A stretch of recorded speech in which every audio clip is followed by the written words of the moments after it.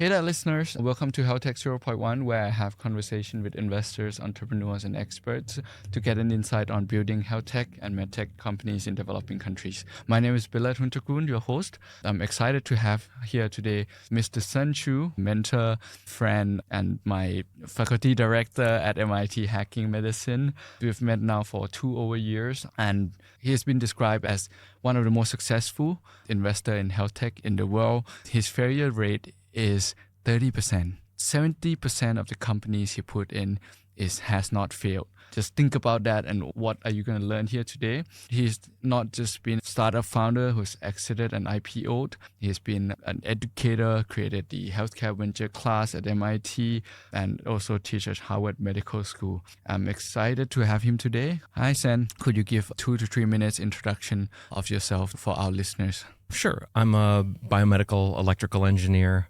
who got into med school and didn't go because I didn't want to take up a seat in med school and potentially not practice. So I went to business school instead. Then from there I was a biomedical analyst and didn't actually design engineering or hardware, but went to Silicon Valley. So through the first .com boom, my wife joined a little first-time startup led by Elon Musk called Zip2 while I held down the corporate job at Hewlett-Packard and created our new ventures program called HP Garage. And that's where I got to learn from the best VCs because I get to help them with their portfolio companies and navigate into the big corporates. So it was a CVC role, and decided to move for family reasons back to Boston. And I joined one of the Bain Capital founders to really learn the real VC business. So we had an early stage fund that was a feeder fund for Bain Capital, and spent 2 years there, which kind of went into the .com bust. And early 2002, I started looking for something to found.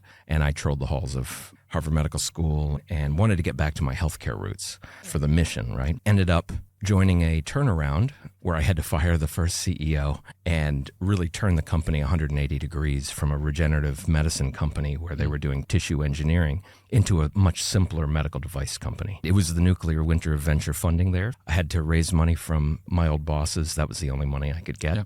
And then that ended up being a public company with lots of ups and downs and an IPO delayed by the Fukushima disaster, and yet actually my highest return still. So I'm still trying to catch up with that, but that changed my life, and it brought me in contact with my co-founders, Bob Langer, Alex Rich, Shuguang Zhang, all professors at MIT. That brought me into the MIT community, and I never left except for 1 year with Harvard Medical School. Then I retreated back to MIT. I was helping start the Wyss Institute, which was the institute between the engineering school and Harvard Medical School. It was a disaster, and I left in order to get back to the MIT culture. And that company that you have helped turn around is called 3D Matrix? Yes, 3D Matrix, still a public company, 777 on the JASDAQ. And you can see what happened in its first year, but it went up something like 1,600%, and driven by the stock market and the rising currency and the recovery of Japan afterwards. We had 3 near-death experiences. We only ever raised $1.7 million. And so... What was the IPO price? We got up to a market cap of about $1.5 billion. That is 1,000% approximately. So it's very hard to beat. Yeah. It's very hard to beat indeed. And could you tell us a little bit of journey on turning that company around? What do you have to do? Why do you have to simplify the product? And why do you make that decision? There were a bunch of tissue engineering companies funded in a wave, and this was trying to regrow cartilage. That's a very complex thing. The question is, how do you reintegrate it into the body? But what we realized with our lab data and with our collaborators at some of the big regenerative medicine companies was that we didn't need the cells. And actually the materials alone performed as well. And so if you've got a synthetic material, it's an off-the-shelf product, right? Mm-hmm. Shelf-stable product. And what we found is it was an injectable hydrogel peptide that self-assembled into these nanofibers that look a lot like extracellular matrix, like your collagen, except that it's non-signaling. And that's really important when you're trying to grow and differentiate stem cells in a very controlled fashion. And that was my first journey. I say that was my medical education, because we had applications in orthopedics and spine regeneration and eye regeneration and skin. We went down all of those paths because we were a technology looking for what was the right solution. And that's not usual. That's not what we teach. That's not what we teach. Exactly. Yes, Exactly. And we teach that because these were my scars, right? It was very frustrating, but we also wasted a lot of time trying to figure out the optimal use case, the highest value use case, fastest to market, who would adopt it. For instance, wound healing is reimbursed very low, right? Like bandages. And so you can't make any money there as opposed to some of the higher value stuff. But the primary objective in the very beginning was just to stabilize and get on the market and get to break even fast, because we knew we needed to get revenues and that it was very hard to raise money and we needed to prove it out. And so we launched a research use only product to sell to researchers across the world. And the strategy was we had these composition of matter patents, and so any research on top of it would have to use our patents, license our patents. And so we just decided to give it away to the best researchers in the world, many of them in Japan, which is why we ended up going public in Japan.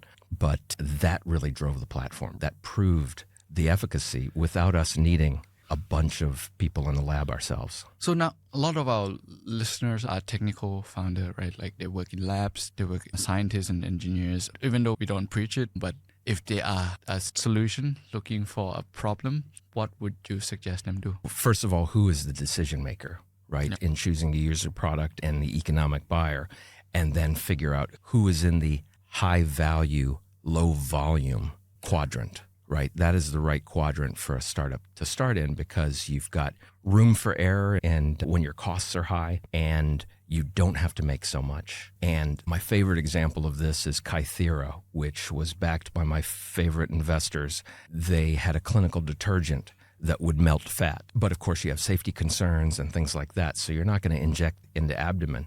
So they just started in the under chin, right? Small area, small volume. And you can get on the market and mitigate those safety concerns. And then after launch, you find that doctors are giving patients 6 injections down their leg in order to do larger volumes. But you start with that. You price it at the small volume, things like that. So high value, small volume. Just keep talking to different kind of user that you can think of and see whether that sticks. And that's a good suggestion, like high value, low volume. So big companies don't look at it, and that's how you get enter. Yeah, that's the benefit of, and why I love teaching, because it forces you to back up and really think about frameworks that are teachable frameworks. So after that exit into JazzTech, you became faculty director at MIT, hacking medicine, teaching team at Healthcare Ventures at MIT, and also Harvard Medical School. What led you to that decision? What moment for you? I come from a long line of school teachers, right? Not university teachers. My wife came from a long line of professors, but I was just poor school teachers. But I love teaching. I think that's very noble. And it's also a great way to force yourself to think about what's next. And so I had just left Harvard Medical School. I was going back to MIT. I convinced them to allow me to create that course with the head of the Health Science and Technology Division, which is our MD and PhD granting institution that is a joint venture with Harvard Medical School. And we get to have clinicians as well as PhDs, as well as engineers. And it's just a fantastic place to teach technology that scales medicine. That's perfect. And so you have now teach over 10 over years? 15th year coming up, yeah. And what's a few lessons that you would repeat to every time founder in your Healthcare Venture class? I think the common mistakes that first-time founders make is they are trying to stay too secret on the wrong things. Obviously, you've got to have your secret sauce, and you don't want to share and overshare or create competitors that learn. So I use stealth a lot. But in the early days, especially when you're trying to figure out what's that quadrant in application, you've got to talk to a lot of people. You've got to get out of the room. You've got to get out of the books. You've got to go figure out the real world barriers to adoption and what are your key features, right? Because usually you've got too many features and you've got to make the cut in order to create the minimum viable product that just proves it out. And so get out of the building, talk to people, I learned through pitching. And so that's why pitching is so central to both the hackathons as well as our class. Is pitching is how you communicate, distill the idea, and then get feedback fast from the right folks with pattern recognition. And it's not just pitching to investor. First, you pitch to friends and family. You understand what is not understood in those pitches, so you can anticipate the questions that come. But of course, often the best learning is pitching to experts to see how they would use it, to see whether they would use it. Is it really cool enough? Can you price it at a premium? All of those very basic questions in the early days. And then, of course, investors. And if you find the right investor, you very quickly realize who really knows the domain that you're in and doesn't, and who's going to be value added. And sometimes I think founders makes a mistake talking to the wrong kind of investor, often general technology investor, right? They don't really know the space and they take the wrong advice and take it too hard and just get discouraged. Yeah. That's right. That's exactly right. Yeah, I think basically, so pitching to customers, right? Pitching or selling to customers, I think that's a great way to start. Build, pitch, find something that's wrong, go back and build some more, and then do it again in that iterative loop until you find the first paying customer, right? And that's probably when you really, there's a product market fit. Yeah. And do you believe in customer interview? Absolutely. Yeah, Okay. we actually hand out sheets and refer to a couple of papers on how to interview customers. Because you can bias. I guess another first or early entrepreneur mistake is the way you pitch, right? Are you trying to sell early, or are you trying to get feedback, honest feedback? And whether it's friends or family or colleagues that you have worked with before, they don't necessarily want to give you bad news, right? Or challenge you. And you want that challenge, right? Because you want to understand what you don't know, what hidden thoughts in the back of their mind are that maybe a casual acquaintance won't tell you.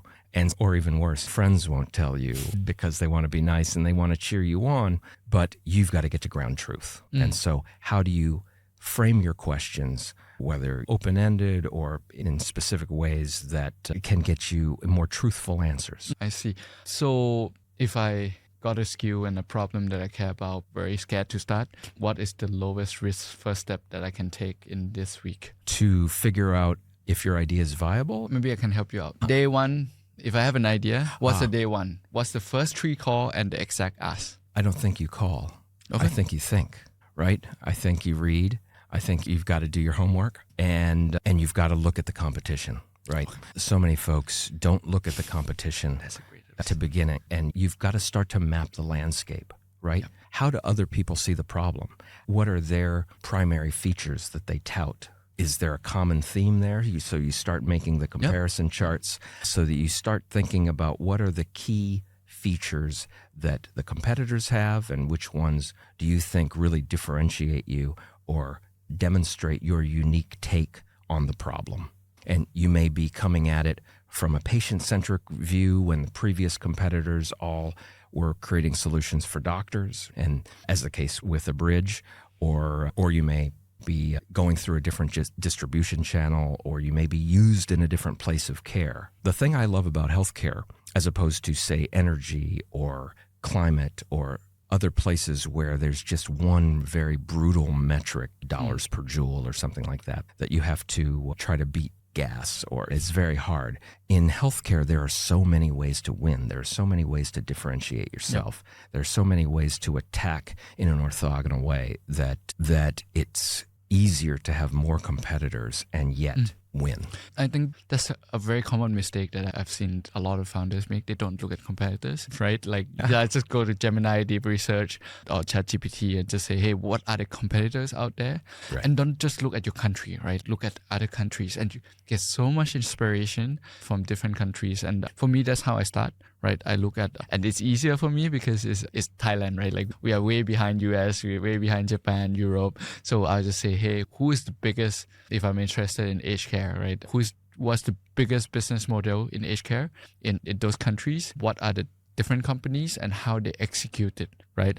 But obviously, don't just copy. You have to think of localization, how do you execute in a different way. And I think the competitor is one, but at the same time, I feel like going down to talk to competitors and distributors are super important. Absolutely. I love calling in to a competitor and figuring out how their customer service frames their challenges or asks about problems. Yeah. And it's because they have figured it out, right? Yeah. They've built that business over 10 years. And the traditional guys especially, they know what the problems are. And I think there's a set of competitors, but what I also consider as usually your most usual competition in healthcare is the status quo. How are they doing it today? And so map what is the really low cost, low friction thing that they're doing today to solve that problem, and how are you better than that? And do you typically talk to distributor too, because they've been seeing a lot of solutions at the same time, right? Yeah, and you want to know how they think about the problem. What, are you in a catalog? Are you on a shelf? How is your product stacked up or categorized against other solutions? Right, talk to competitors. At the same time, I love going to industry events, right? If I'm in nursing homes, I'll go to nursing home events and not startup. Keep on going to startup conference because after a while it's repeating the same thing. But to get a real insight, right, is really to go to those who have been doing it for 20 years, right? But exactly. And then you challenge it. Why is it done this way? Why is it not a better way to do it? Yeah. All right. Now that you're in a few months in, you're trying to get the product off the ground. There's a moment in time that you're really unsure what you're building is valuable, right? Is there a sign? There are a few signs that you would say, hey, this product is getting traction. There's a minimum viable product here. What's the signal there? I think you have more freedom in consumer products or wellness products than in medical devices where there's a doctor or a gatekeeper, right? Or regulations. Yeah. And obviously, you can't just try an implant. But I learned this from the True Ventures folks, my investors, who are some of the best early stage investors in hardware. And we were doing a consumer medical device. And it's so wonderful to be able to give a trial product to a user, have them take it home, have them use it in the situation that they're doing, and then figure out who won't give it back, who loves it so much they won't give it back. Why? Are they feeling the effects more? How does it fit into their life? And because I think you're always trying to figure out, what are my user segments? What are the high priority user segments, right? The highest pain, the most time saved, the most money saved, the ones that value it the most and are willing to pay a premium, right? And so you start to understand how the users, different categories of users, see your product.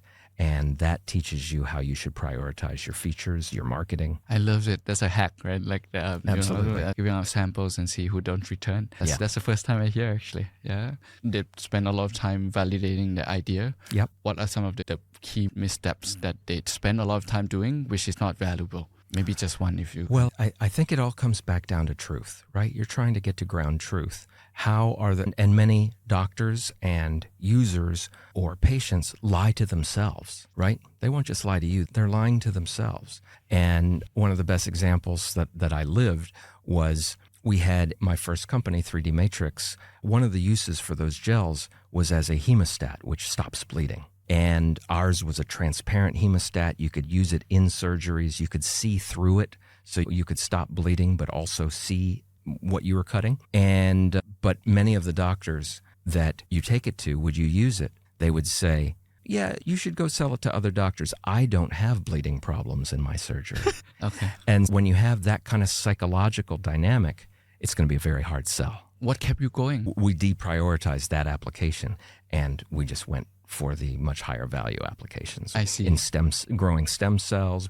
So you realize it would be a hard adoption because it may not be the ground truth, but it may be because they have too much ego telling you that there's no bleeding. And thus, about 16 years after we filed those patents for hemostats, we actually launched a product a few years ago. And so we do have a hemostat product. It took a long time for the industry to be ready for it. What is the evidence of MVP in your view? How do we move from demo to deployment? Yeah, the key is getting to MVP. The key is thinking in terms of MVP and really trying to distill your product to its essence so that it's cheaper, it's easier to manufacture, easier to test, and you can just start getting feedback. The MVP, as we teach it in my class, is really that minimum set of features that gets you the maximum set of feedback.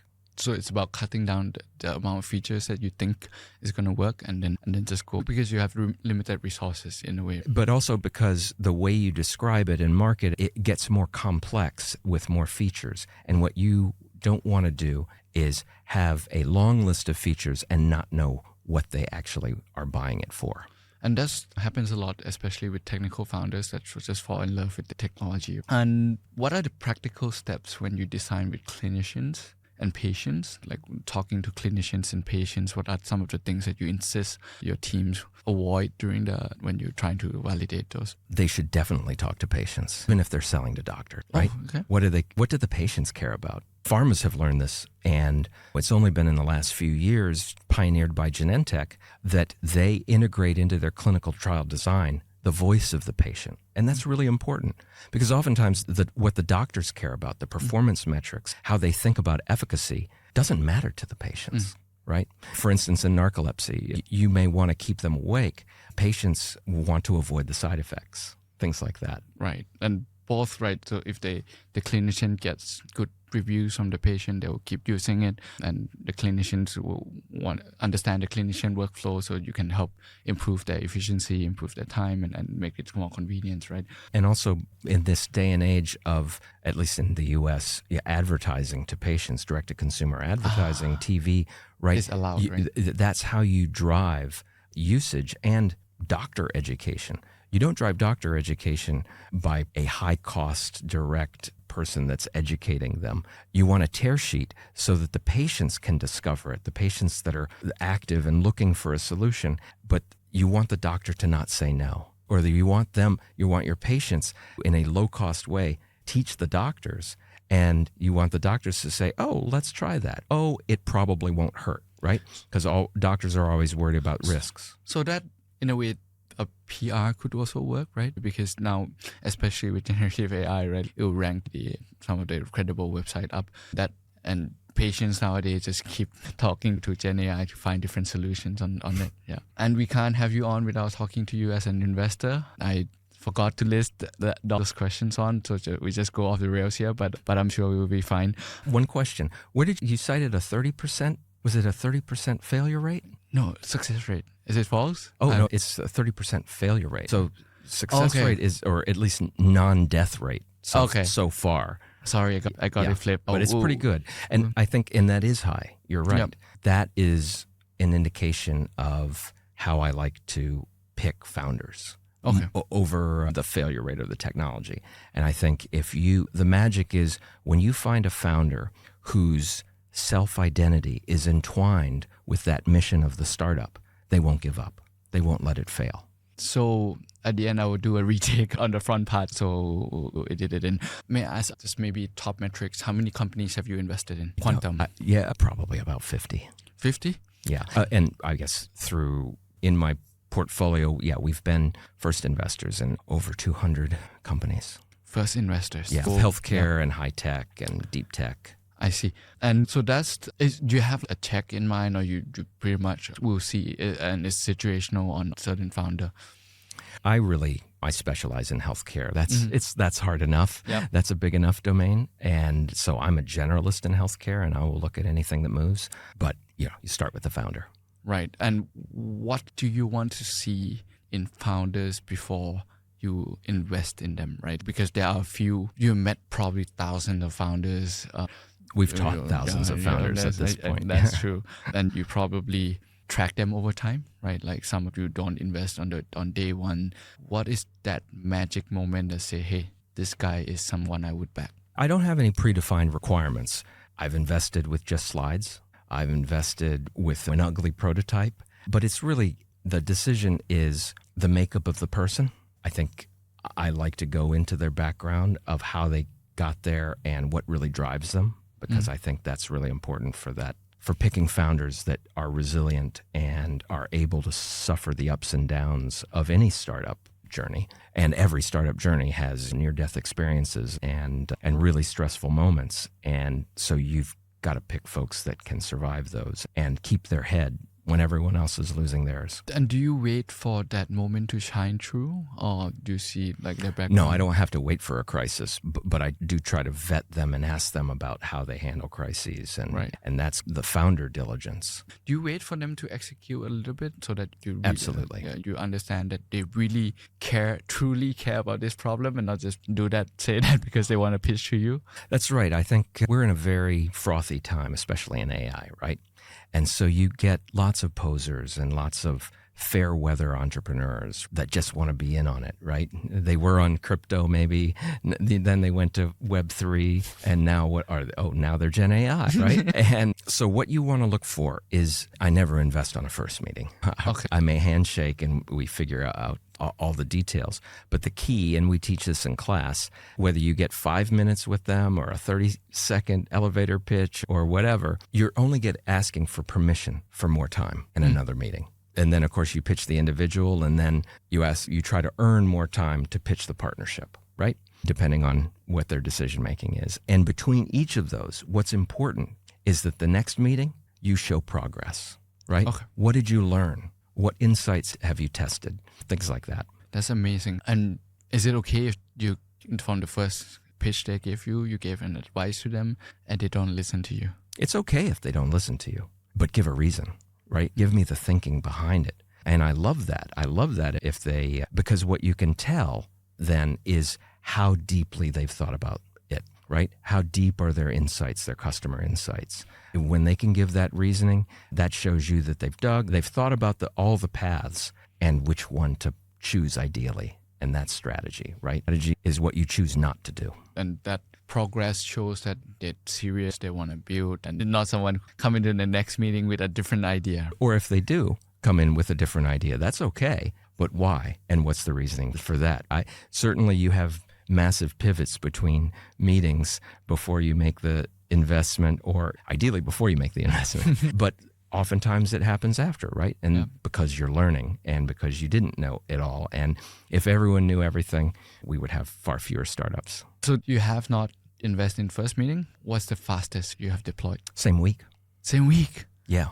Well, it's the benefit of not having partners. And so from the first meet to the deployment, what led you to that decision? It was an incredible founder and a giant market opportunity and a unique view on how to solve that problem.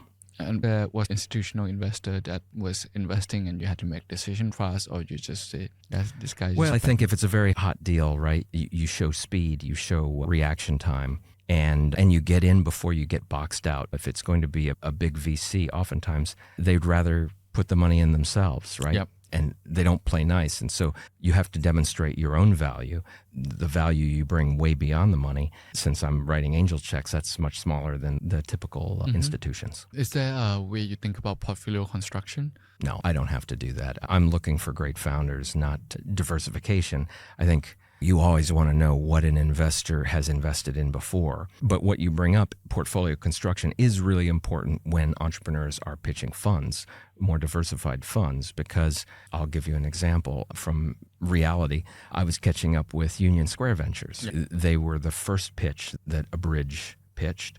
And he walked out with a term sheet on his first pitch with the top VC, I thought, for them. Fast forward, they've raised, I'm not sure how much, but I think over $600 million. They just raised a new $300 million round. It took them a week to do that. But the original investor who put a small check in and then kept their pro rata all the way through to these giant deals, right? They've got so much invested in a bridge that if you come to them with something that is too similar, including just being LLMs in healthcare, the same space, that doesn't give them any diversification. They've got a great bet there, right? And so they're trying to diversify and look for other stuff. So that's why you got to do your homework in their portfolio, how much they still have left in powder, all that stuff. And which fund they are in and things like that. So apart from understanding the investor portfolio, how do founders choose investors? And you have told me that you have advised founders to pick the most brutal valuation and the 3 term sheets that they have. Yeah. What are the metrics and what do founders need to think about? Yeah. One of the biggest mistakes founders make when they are successful even is that they pick their VCs based on the highest valuation, right? The lowest dilution, thinking I get to keep more of my company. And I think that's a mistake. I think what you want to do is bring the best investors you can find with the deepest pockets into your company. And it's not just about the money, it's about protection. It's about industry insights. It's about busting open doors for you with strategic partners and all of that stuff. And so that is worth gold, and it's worth taking a lower valuation in order to bring them in. And the side benefit of that is that if and when you do have a big pivot or you need a bridge round to get to the critical milestone, they will be more advocates for you, and they will be willing to invest amid that uncertainty because they have a lower valuation and they have more of a stake in your company. They're invested. That's true. How do you get those data points to understand the considerations that you talked about? You talk to the portfolio that they've already invested in. And you can ask for that. Absolutely. And in fact, the best investors will, and this is the signal that they're really interested in you when they start trying to introduce you to their portfolio's founders so that you can go talk to them, right? I'd love you to talk to this, that, and the other. What they're doing is two things. First, they're introducing you to the founders so that they can get feedback and that you can get feedback on them, right? Obviously, you want to talk to more than just the ones that they introduce you to, but what you're trying to get is after the money goes in, when they're on your board, how does that individual, not the firm, but the individual act, right? And what if they change their stripes after they put money in, right? And then they're not pro-founder anymore, that's a problem. And those are the types that I tend to steer my entrepreneurs away from. So mentorship, right? This is one of the underrated entrepreneurship journey success that's required, right? But young founders and early entrepreneurs, I find, have too many mentors. They don't know who to listen to, and sometimes they get lost. What are your advice to them, and how do you be critical about it? My advice for finding mentors, you got to choose who you listen to. Lots of experts are out there, maybe old doctors versus young, right? They have their own biases, and you got to figure out what those are. And you got to be smart about the behaviors and the psychology, as well as just what behavioral grooves or what. Oftentimes I'll have an old industry veteran say, that'll never work. I've seen it fail 8 times. And they can tell you the companies, they can tell you why it failed. And that's not necessarily you can have entrepreneurs that see the world in a different way, in a unique way. Maybe LLMs didn't exist before, and so you can do things you couldn't do then. And the industry veterans don't understand it yet. So there are lots of blind spots with mentors, especially with specialists and experts. And so you have to be very careful about that. And you have to develop your own intuition for who you listen to and who you explicitly don't listen to. And it's hard, I think, going to their background, understanding where they come from, their expertise, and what to listen to, right? Some of those who you don't listen to, there are some things that you want to listen to them, and I think it develops over time. And I think that's why maturity also works, having gone through, and you didn't start a company right out of the gate, right? So it took you 5 years, 7 years before you start your first company? Yeah, it was probably, 5 years. Yeah. All right. First successful company. I actually had an MIT license for a very early company in 1999 in voice navigation telephony, and I licensed something out of MIT. But we discovered all the reasons why it would fail by pitching to the top VCs. They had secret knowledge. They shared it with me, and without having wasted any money, we learned a lot and avoided those scars.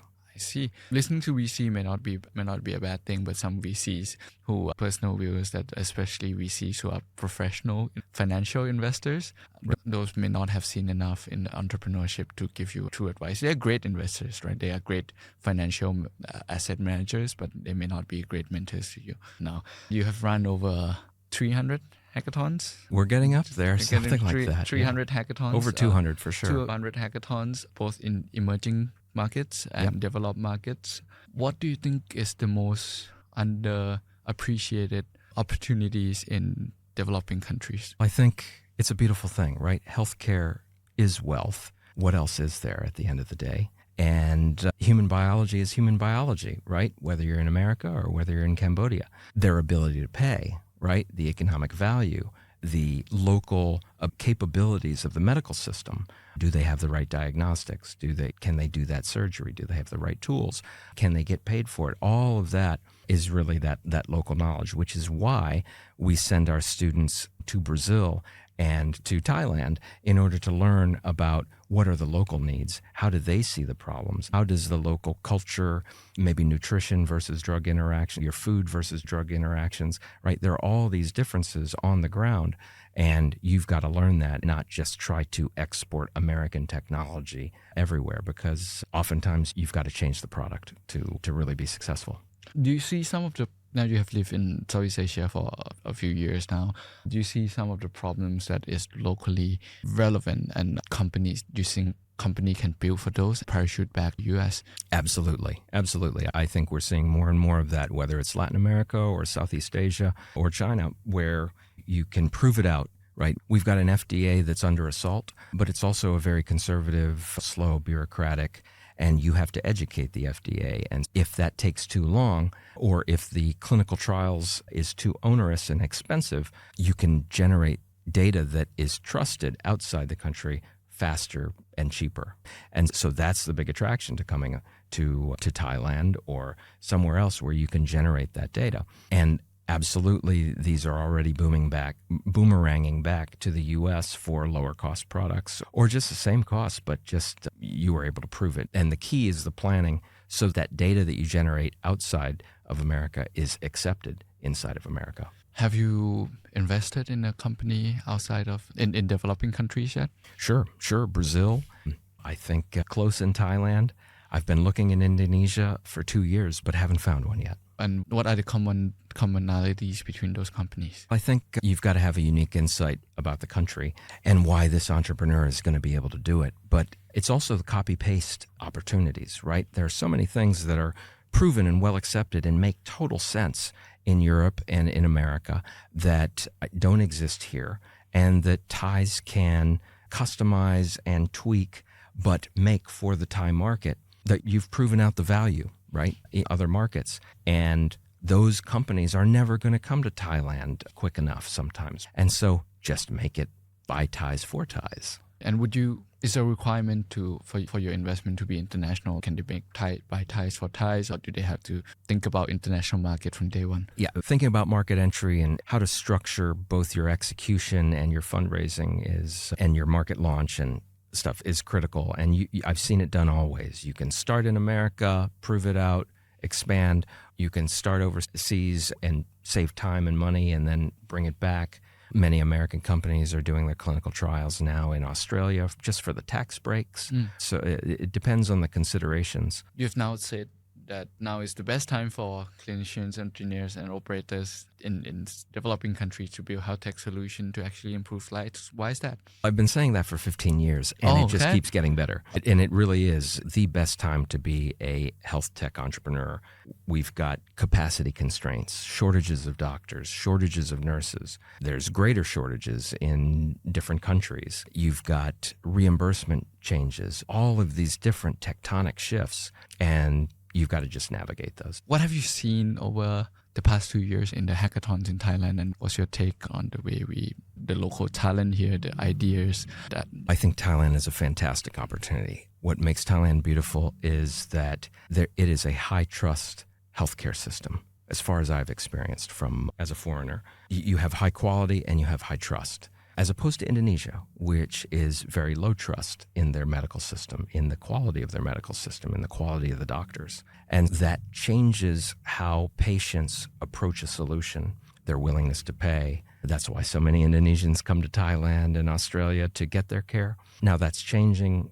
Indonesia realizes it, but those are some of the dynamics when you're trying to think about your channel distribution and where the patients are going to go and how they view, like for instance, American branded pharmaceuticals in China are at a super premium, but you have a top strata of wealthy Chinese that can pay and want to pay for that.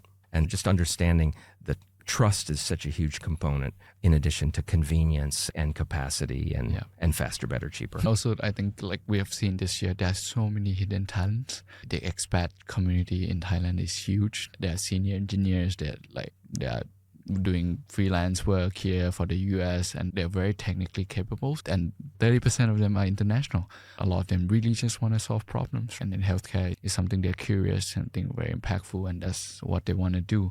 I think that, travelers, expats or entrepreneurs that travel, that's where I get many of my ideas, being a stranger in a strange land, and sometimes have a little more distance than maybe a local entrepreneur. You can compare. And then, of course, you can think about the medical tourism market, for instance, in Bali that has 12 million. It's got a multiple of the population coming through every year as tourists. Yeah, and I think the international market is easier now. And then I think that traveling has never been easier, and seeing different kind of countries to see how to execute, and having diverse opinion, diverse backgrounds is extremely important. Startup. Absolutely. Right? Yeah, we are closing in a few minutes, but how for first-time founder and trying to narrate progress, pitch to investors, how do they lean in without overselling, right? Because a lot of time we are very eager to sell our solutions, our companies. What can they do to navigate that? Right. One of the mistakes entrepreneurs make is getting through the slides and talking for the entire amount of time, right? If you have 30 minutes, you should be pitching for maximum 10 minutes and then have the conversation, right? Or even better, start without the slides and have a conversation, right? And be in active listening mode and pose the preparation in the run-up to a high-stakes meeting where you're trying to extract as much learning as possible in a short amount of time is to really think through the priorities of your questions. And are you trying to find out how they see the problem? Are you trying to figure out how they approach investments? It depends on who's in front of you, but be listening. Right, extremely important. And that's why I suggest never pitch alone, right? Try not to pitch alone. Try to pitch with someone, whether it's your board member or your mentor or your co-founder, but have someone else so that while you are pitching, they can be listening and reading the room and taking notes. Yes. And I think really sometimes investors are just not interested because they don't really know their space. If founders are asking that questions, so they'll find out pretty soon whether they're not interested because it's just not their area of expertise. They don't understand the problem. Then, I think that's extremely valuable insights. And even though it's a frothy market right now, it's a feast or famine market, right? If you are a hot AI company, right, it's exciting. If you are a medical device company, it is really tough now to raise, right? And especially if the investor was investing actively in 2021, 2022, right? Those vintages, they've had such poor performance because of the valuations and because of how frothy the market was then. Many of them are not able to raise a new fund, right? And so they may look like they have a venture fund, right? They may sound like they are actively investing, but is it a zombie fund, right? Or are they actually interviewing you and looking for a job or a company to join, or you're trying to suss out whether they actually have capital, and if it's the end of the fund, what are those last couple of investments that they want to bring diversification into that fund. Right, and really listening to those and asking those questions, right? You have the right to ask those questions as well. All right, so this is what the question I always ask all my guests, and that's because there are a lot of entrepreneurs listening, really not sure what are the next steps to take with their idea. For someone listening to you not right now, but not ready to, not sure what to do, what are the steps that they can do this week? To navigate what is the problem they're solving or what is their venture, write it down. If you've made slides, write the one-pager, explain it. I even like to write out not a full business plan, but really the act of writing is distilled thinking at its best. And it's a great exercise that I do. Once I've pitched a bunch of times, say you have bullets on a slide and diagrams, but how do you really summarize that in 1 or 2 pages of writing? What is the problem? What is our unique insight and solution and go-to-market strategy? And that will make you a better speaker when you're talking to someone just in a conversation. You will create unique phrases, unique ways of describing it, and that are concise, that are precise, and will make you more clearly understood. Because many times entrepreneurs pitching are just, they're not understood. People don't understand the problem. They get confused. Especially in healthcare. When you're an entrepreneur and you're living down in the weeds and in the trenches and you know too much, and the art of pitching is popping up to 30,000 feet and simplifying that so that you don't get lost in the details. All right. Thank you so much for your time. I feel like this hour just flew by. I know your chops, we can talk for hours and hours from tips. But till next time, we'll probably do it again next year when you're here. Absolutely. And there'll be different ideas, different stories that we can talk about. Thank you so much for your time. Thank you, Billet. Thanks for everything you've done for the community here in Bangkok. Thank you very much. Let's continue to build and we will do it again. Thank you very much.